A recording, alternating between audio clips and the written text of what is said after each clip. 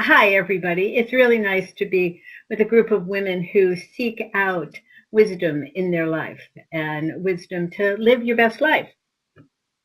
I was, as Maggie said, a financial planner for well over 20 years, and I sold that practice 14 years ago so I could do the work that I'm going to share with you today full time. And normally I'm speaking to financial planners about how to elevate the relationship with their clients going through major change. This is a really welcome shift from my norm to speak with you about how do you manage change in your life. Even if you have a great financial planner that you love, you still have some shifts and changes to deal with, and you can help your financial planner be even better in serving you during life changes. So, the essential tools for designing your what next is our title today. And the what next has to do with what happens when life as you know it breaks, dissolves, disappears. You maybe planned it into obsolescence, whether it happens by design or by happenstance, whether it's an event that's fantastic or one that is regrettable, maybe even deeply, deeply, deeply saddening you. Any of those kinds of events helps us, requires us, asks us to stop and to shift, to adapt, and then create our own what next. So most of us are not so happy about change and uncertainty in the world that we live in. We get that. We all get that. What's interesting, though, is that we can actually use the experience of change and the experience of uncertainty. We can harness the power. There's energy there. We can harness that to help us safely go through these life events and reboot ourselves, to reimagine, to reinvent, and to transform into the next great chapter of your life. So let me share with you how I think that happens. I think that there are some tools. I know that there are tools that help you embrace change and uncertainty. You see, the deal is you don't want to be afraid of it. You don't want to white knuckle and resist change. You don't want to avoid it and not want to look at it. You want to move into it. But to move into it, you need some tools to do that. You need to know the basics of transition, and then there's three tools I'm going to share with you today. There are many other tools, but these are tools that you can work with on your own each time you hit that point in life when it's going to change. Maybe you see it changing, it's going to happen in the next few years, maybe it's happening right now, or maybe you're in the adaptation phase of something that has already happened. These tools will serve you well. But first, let's do the basics. There's something called change. We all have that. But change isn't just change. If it's big change, change creates a transition. And a transition, by definition, is something in between. We say it's in between what was, the way life used to be, and what life will become. And that gap is the transition. And if we get it right, we can use that time and that experience in our life to transform ourselves, to reach the next great level of who we are, how we want to be in this life, who we want to be with, the purpose, the energy, the love that we have in our life. We get to rethink that. It's not always easy, but if you start to think of this as phases, and this happens whether we're talking about a divorce or a major career change, or maybe the death of a spouse. Did you know the average age of a widow in the US is in their late 50s? It could be retirement, an inheritance, a change in health, something going on with your family. There's all kinds of ways that life shows up and it changes. It could be a natural disaster that makes life as you know it no longer possible. You have to make some fundamental changes in the way you live. So we all have it. If you are able to be on this call and you are breathing, you have these events ahead of you And if you're old enough to be on these calls, then you've had plenty of them in the past. So let's think about how they happen. In most cases, but not all, you have some anticipation. You know there's an event coming. You might not know exactly when or what the finances are and all the other details, but you see it coming. It's a time of expectations. If this is an event that you think is going to be wonderful, maybe it's a big bonus. Maybe it's an inheritance. Maybe you have a relative that has passed and there's reason to believe that you have an inheritance coming to you. But you don't really know. You don't know that until the estate is settled. You don't know the amounts and that sort of thing. And if the person hasn't died yet, you don't know that that's going to happen in any reasonable time frame. But we humans have a tendency to anticipate these events, and then we can also use that anticipation to influence our decision making. So you don't want to be caught in that part of anticipation where you say, well, shoot, I don't really have to put money into my 401k plan because when my partner sells their business, there's going to be more than enough money, so we don't really need to do that. That kind of thing will not serve you well. But to really be thoughtful about it and think about what you expect the shift and change to be and why that's important, why you care, who else is involved, who would be served, who would be harmed.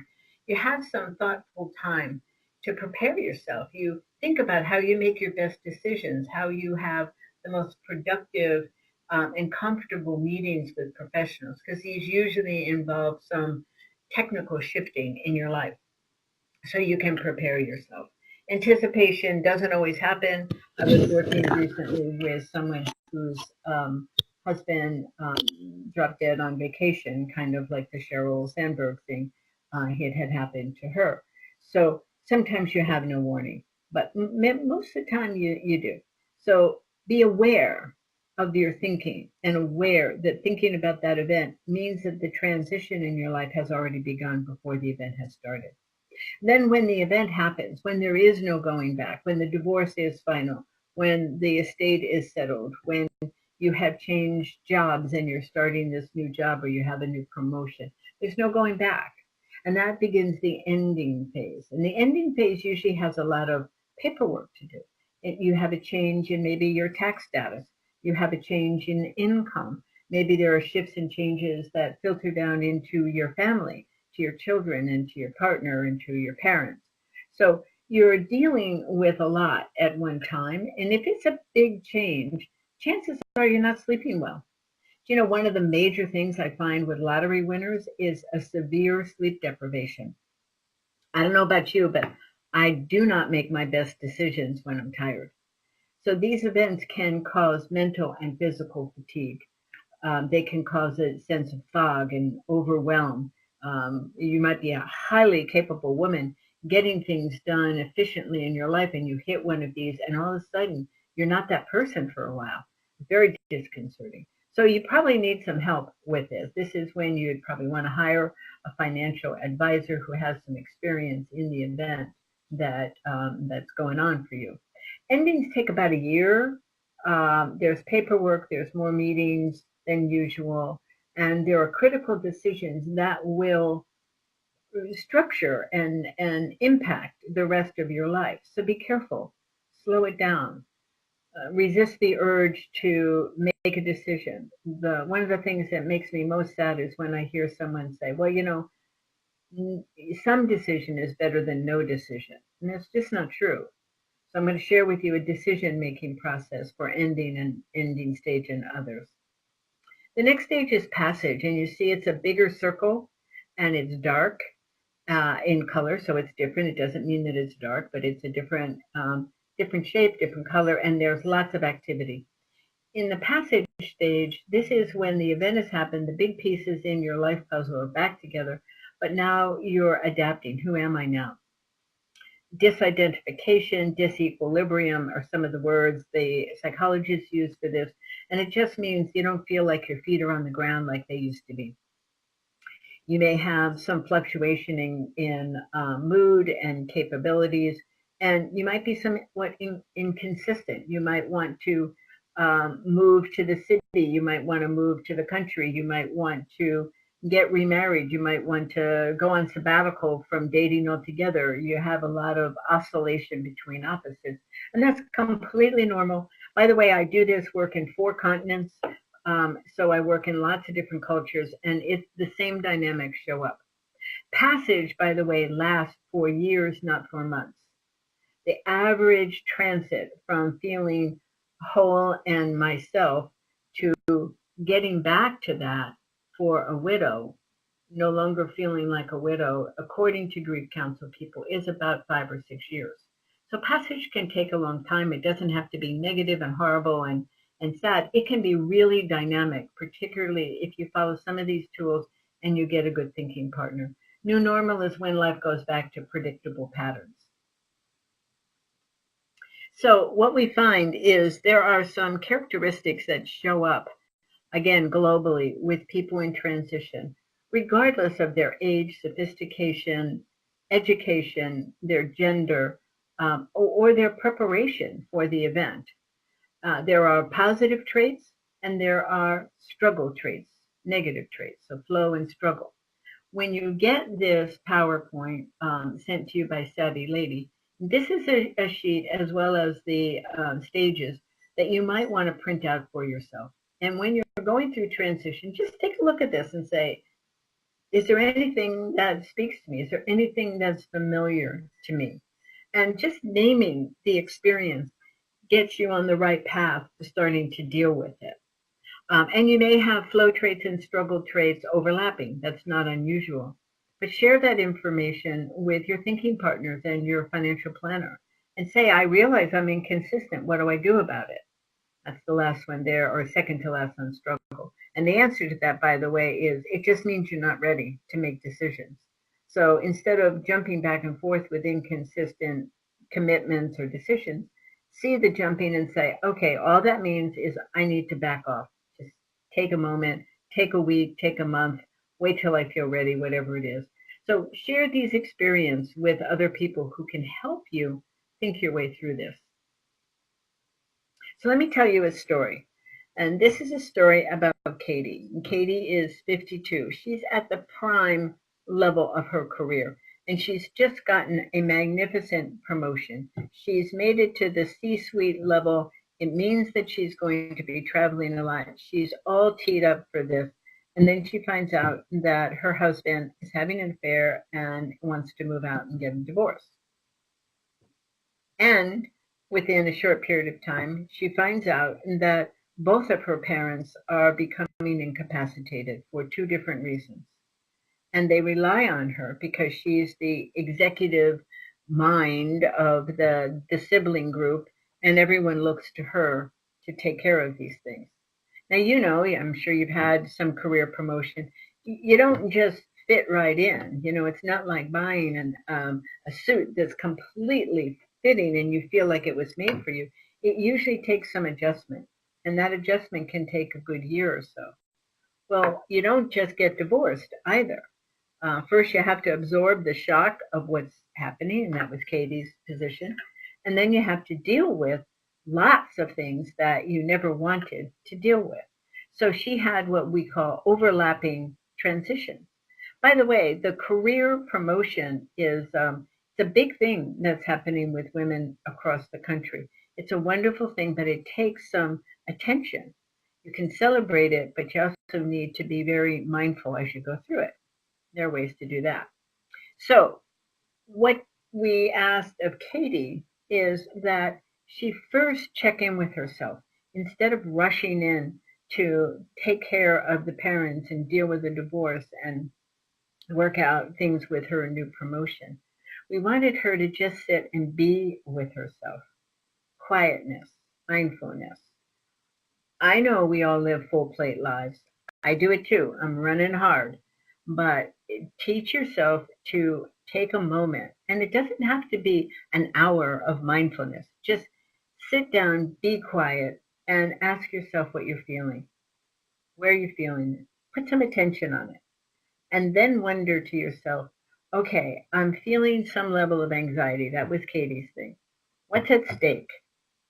What do I care about that is threatened by this experience? So you want to name what's at stake. And then you want to think about your resources, your people, your capabilities, inherent capabilities, your financial resources, your friends, maybe coaching from the corporate level, maybe a good attorney. What are the resources that are going to help you get through there, through all these? And then you want to reshape your narrative, the story you tell yourself. We find that we kind of live the story that we tell ourselves. Whatever your life is, you've got an interior narrative that supports that, just the way it is. If you want to change your narrative. That's the fastest way to make a change in your life. And transitions offer you the great opportunity to make those changes or refinements, even if you don't ask for it. She didn't ask for the divorce. She didn't ask for the parent situation. She did ask for the promotion, but now she has to reshape her narrative. So know what you're feeling, name it, understand what's at stake, identify your resources, and reshape your narrative. In mindset speak, this would be a growth mindset exercise. So it's called a mindset reset. And you can get more of this work. Dr. Kelly McGonigal and Dr. Carol Dweck are two leaders in mindset and growth mindset work. If you have time to read the books, read the books. If you don't, go on to TED and YouTube, and you'll see many, many programs, short and long, by either one of them, and it will give you some good backup info. So in Katie's case, so she sits and she thinks about it, and she's feeling threatened, scared, protective. She has a pounding heart. Her stomach feels like it's twisted in a knot, and she's not sleeping. So at least she's aware of it. It's called affect labeling. She's naming what's happening with her. And then what's at stake. So this is a way to find out what your priorities are. Her family, her kids. It's really her kids. And she has grandchildren. She has real baby grandchildren. Her parents, her career, her self-esteem, and her future plans. All of that is up in the air. They all need a different way of being attended to. Her resources. She has one sister she calls her soul sister, who she can count on for everything. So she's lucky.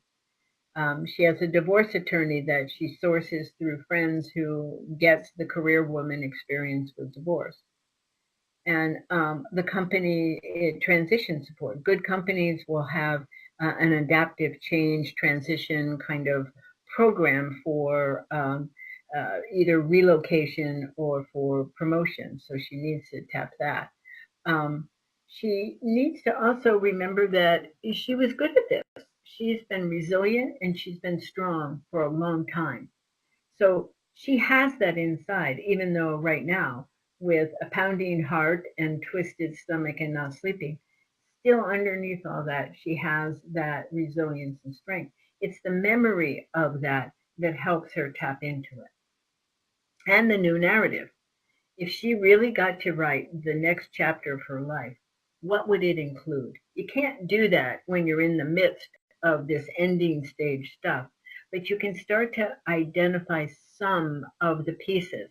So you have an idea of what's on the horizon. Where do you want to go? It's like a beacon on the horizon. You're going in that direction. So she wants the ability to create happy events for the family. So family, the kids, that feeling. So she has to figure that out. She wants career success because she needs to support herself and her family. And she worked for this and she loves her career. She's going to end up having to have a new home. She has to think about what that would be like. Her couple friends are probably going to move on. So she needs new social connects. And she would like to discover herself. One woman that I was working with recently said, I would like to come out of this thing a confident woman that knows that she is on the path to creating great things for herself and her family. That was her description. Whatever your description is, get some words in there for that new narrative and then just tumble with it. You know, when you're stuck in traffic or the elevator or there's a long line someplace, tumble around with this, see what words come up. So that's a mindset reset. You're trying to go from a fixed mindset, which basically says, this is terrible, I'm screwed, my life is not going to work, I can't do this. A growth mindset says, I don't know how I'm going to do it, but I've got resources, I've done it again, I'm going to figure it out, this is my starting place? So again, check Dr. Kelly McGonigal and Dr. Carol Dweck's work for mindset. The next thing is there are 3 questions that I find to be highly useful. We do this on all levels in our business because we understand the transitions are big and small, and this always helps. It's, again, step back. You don't do this in motion, just step back, hopefully with a thinking partner or your financial planner, and identify what in your life needs to be protected. What is most important? What is sacred in your life? And then there are going to be some things that you need to let go of that don't work anymore. Divorcing women frequently have that issue around the marital home. It's one of those things. But it could be anything. What no longer works? Could be friends. It could be a job. It could be a particular lifestyle. And then what new needs to be created? They're pretty simple questions. But if you get to dialogue this with someone, this works best when you are in conversation with someone who is listening with you for what's coming out as you're speaking. So in Katie's case, to protect, she had to protect her ability to earn an income. She wanted to protect her children so that they didn't get caught in all the mess of the divorce. She wanted to protect this sense of family stability. And of course, she wanted to protect her parents. So again, it reinforces priorities. To let go of large apartment.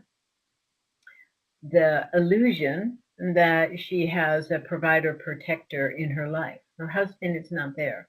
It is no longer his job. He has resigned from that position and he's not coming back for it. So she has to be her own provider and protector. Some of the old routines, the way she built her life, and a lot of it was around socializing with him for his business as well as for her own. And she had to let go of the advisor team she had because they were really more his advisors than hers. Sometimes you can go through a divorce and use the same advisor team, but it's rare. You usually need someone who you can have a fresh start with, or maybe the existing team that really gets you. And to create, she knew that there was a new home, and she had to get a caregiving plan for her parents, which is not simple. There's lots of information out there. Even MIT Age Lab is a great place to go. You start to Google how help for taking care of parents, and you'll be flooded with some great stuff. But you still have to do it. It still takes time. She wants to create a fair settlement. One of the things that became important for her after her anger started to dissipate was that she wanted to look back on this time, the career, the divorce, and the parents, 5 years from now. She wanted to look back and be proud of how she handled it. That's a real good indicator. And it doesn't have to be a divorce. It could be any event. Think of yourself in the future looking back and saying, what would make me feel proud that I stepped up, I did what I needed to do. It's a great indicator. And she needed a new support system and a future financial plan for herself. Financial planning as a single person with family is different than being a married couple, just is. So she had her list. This kind of thing will really help you when you're in that state of great overwhelm and nothing's making sense. You've got chaos and you have responsibility. So what a lot of women do is they focus on their kids, making sure everything about their kids. So that runs part of their daily routine and schedule. And then they think about their business and they're running that and they're showing up for that. And then comes that time when both of those are taken care of, and then they crash into chaos and confusion. And when you find yourself doing that, again, step back and go through this. What do I need to protect? What do I need to let go of? What new needs to be created? And this, by the way, is not a one-time event. To really use these tools and to really use that energy, as I said, of change and uncertainty in order to lift yourself into that great next chapter of your life, these tools get repeated. The certified financial transitionists that we train use these tools throughout all 4 stages of transition. So this is a repeatable and universal tool that I think you could do well with on your own as well as with an advisor. Next tool is the decision-free zone. And this is, notice it doesn't say no decision zone. This is a technique for helping you sort and prioritize what to do. There's a tendency when you see a flood of things that need to be done, you tend to go after them all, and they don't have any distinction to you. And that's not a good recipe. So you want to start with knowing what's urgent and time sensitive, and just do those few things. When those are done, go to your list of things that are important but not urgent, and spend more time on figuring out the answers to those. That's your soon list. And your later list are the things that you want to do, you hope will happen, but you just can't do that right now. So here's a story, a different story than Katie's on this. This is MJ. And MJ owned a landscaping company, and she loved it. But the town that she lived in wanted her land for expansion of the airport. So after years of fighting, she had an eminent domain settlement. And her lawyer finally got the settlement because she was losing the business that she loved. So she had a settlement, a couple $1 million. She was in her early 60s, tons of energy, but exhausted.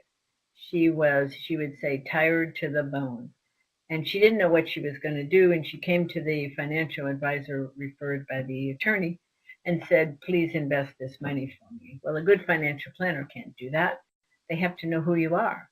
They have work to do beforehand. They want to make sure the money that you have is invested to support the life that you want. If you don't know what you want, it's hard to invest the money that way. So this is the story of what the financial planner did. And you can do this with someone else. This, again, conversation. Have someone who's your thinking partner.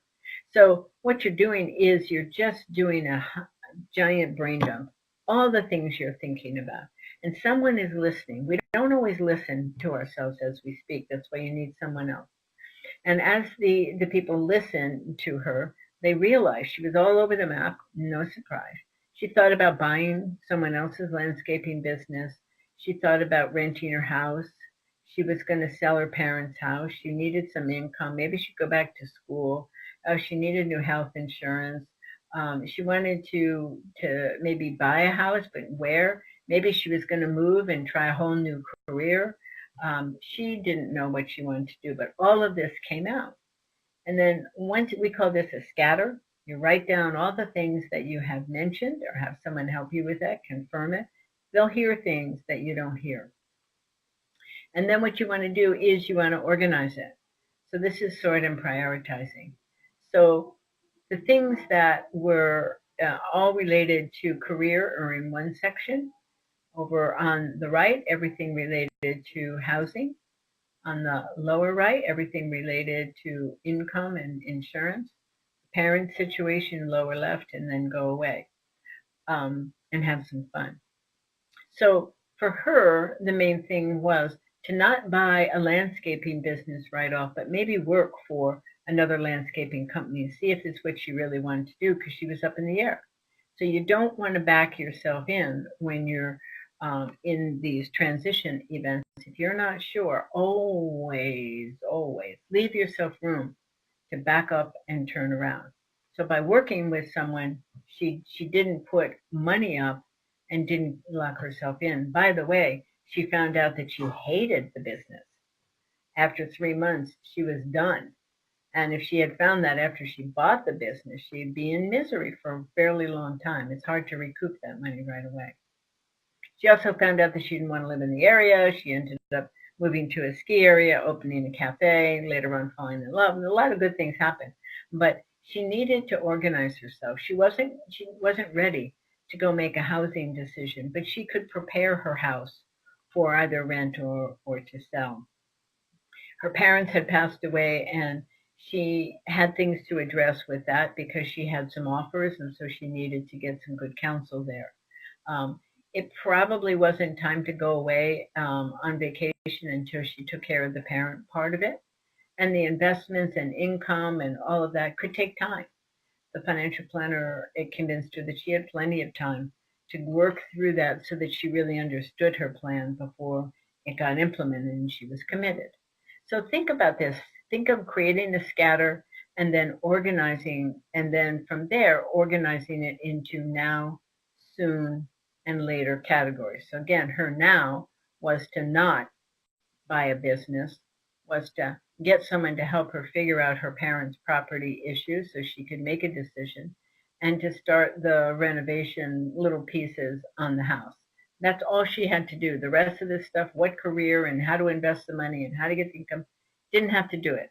But what the financial planner did is set up a monthly amount that would come to her checking account.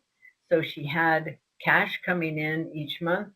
So she was learning to live on that kind of income rather than the up and down income that she had as a business owner. So it took her a year or two before she was really ready to move into the next phase and trying out this new life in the ski area. So I want to mention what you might be doing with your financial advisor as your life seems to be changing, whether in anticipation, ending, passage, or even new normal.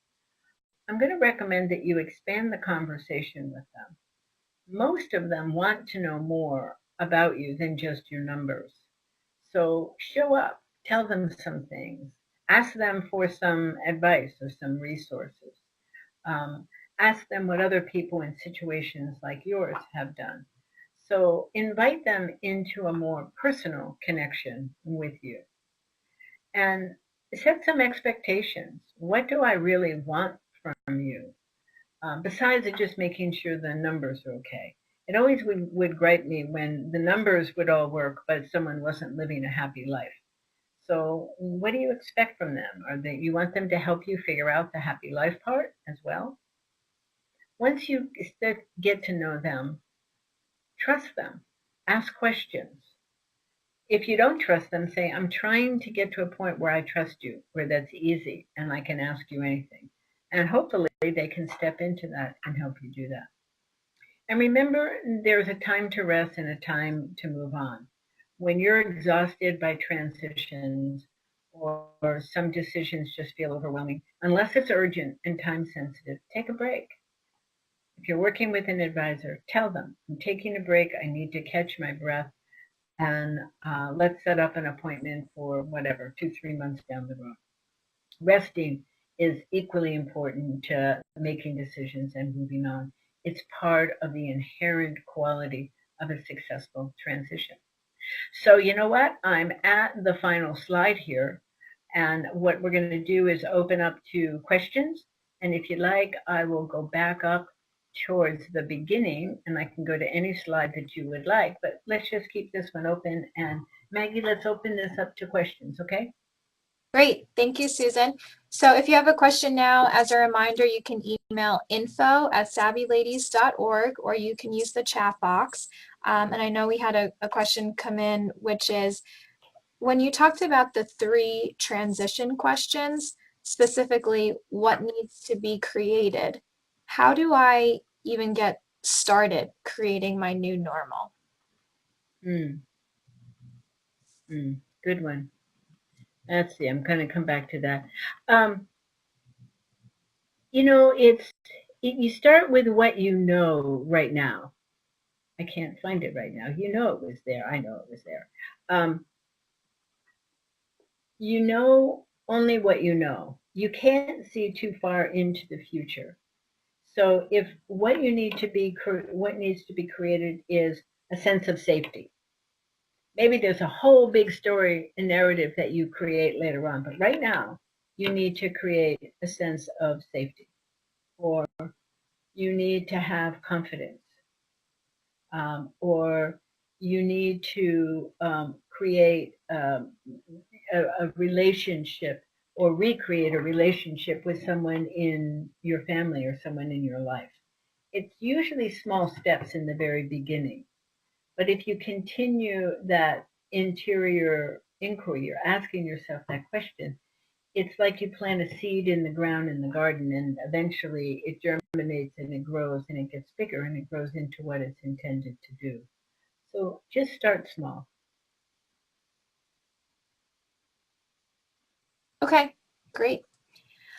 Another question we had come in is, what do you suggest if I know that a change is coming? I'm getting divorced, but I don't know how it will affect me financially. We haven't figured out child support and if I'll be staying in the house yet. Should I try and get started making new budgets for myself, even if I'm not really sure of the numbers yet? Yeah, that budget part is really hard. And I think a lot of disappointment comes when people over anticipate, expect more. So work on less and know what does it take to make you happy and the kids safe and able to move forward. Even ask other people. There are some online groups of divorced women who are talking about this.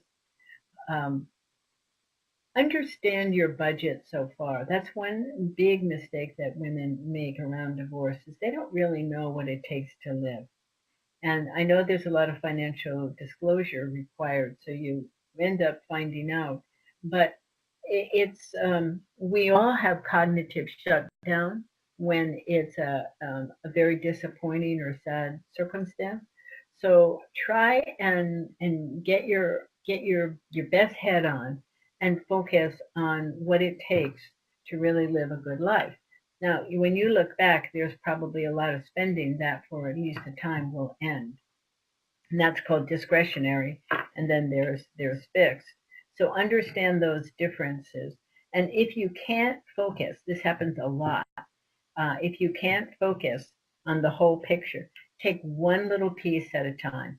Understand this one item, then understand another item. And if you just spent 5 or 10 minutes a day on it instead of expecting to sit down Sunday afternoon and absorb it all, you'll probably be better off. The cognitive fatigue is very, very real. And that's the reason that so many women acquiesce around divorce settlements is they're just exhausted by it. So show up as a full partner with it, taking one tiny step at a time. That's really the secret when you're in those situations. And knowing your budget is a very powerful thing. All right, thank you. And the next question we have is, I am age 55 and currently being scrutinized at a high level at work, as are many of the EEs in this age bracket. I've done a lot of research and have a plan B, which includes arranged for a shared living arrangement in retirement. I'm now an empty nester. How much does it cost to work with someone on this type of transition? It's so good that this woman is preparing. Um, it's a big deal, happening more and more. So there are planners that will work with you on just planning and budgeting.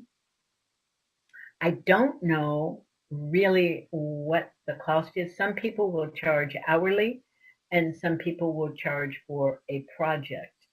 Um,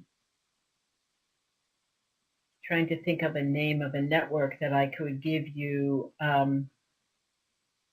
If you look up fee only uh, financial planning for a fee is how to do it. Don't say fee only because that'll get you lots of other things.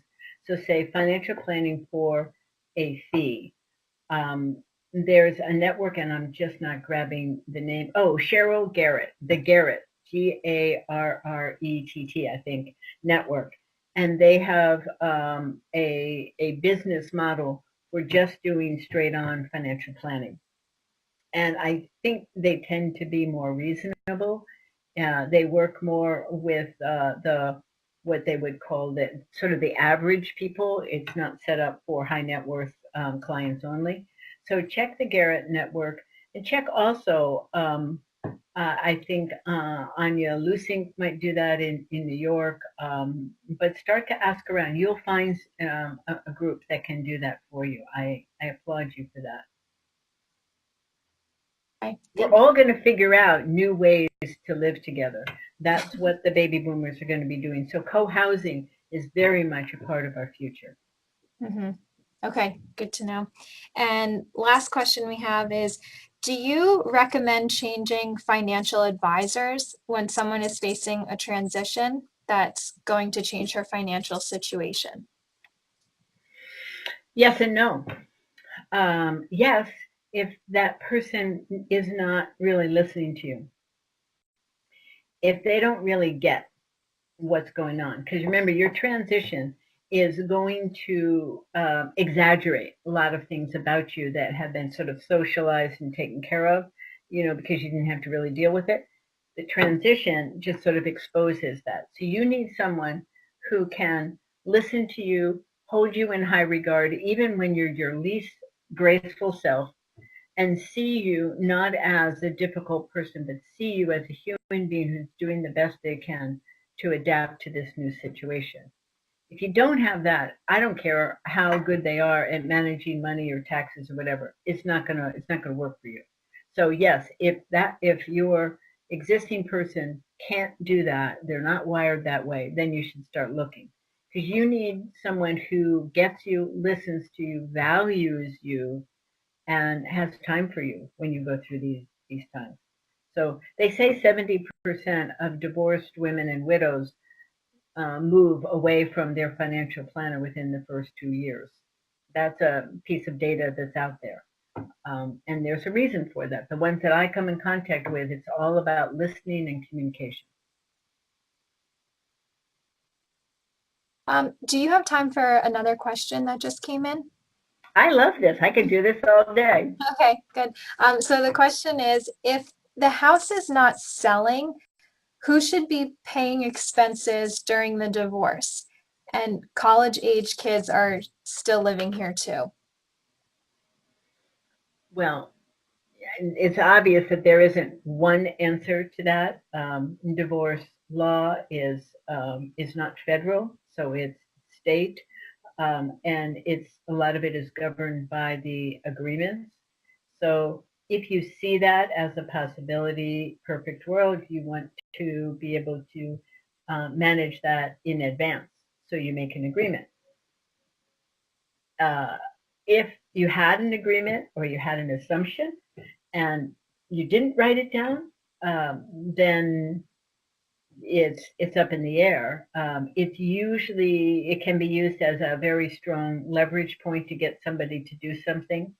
Um, so it's tough. You want your lawyer to be involved in getting the right kind of settlement on running the cost. But when the house does sell, and it doesn't always mean that there's any extra money. It could be that you sell it for just a wash.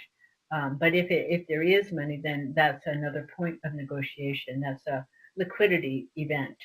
But that needs to be discussed and in legal uh, um, format, contract, before the house closes. You don't want to be going to get the check at closing and say, "Where's my compensation for managing the house?" Because then you get into a whole other legal battle. So you do that beforehand. All right. Okay, well, those are the questions we have. So I want to thank you, Susan, for a really great presentation. Thanks so much for taking the time to answer all those questions. Also want to thank everyone for joining us today. And thank you so much, Susan. It was excellent. It's a pleasure to be with you all. I wish you well. Bye Thank you. for now. Bye-bye.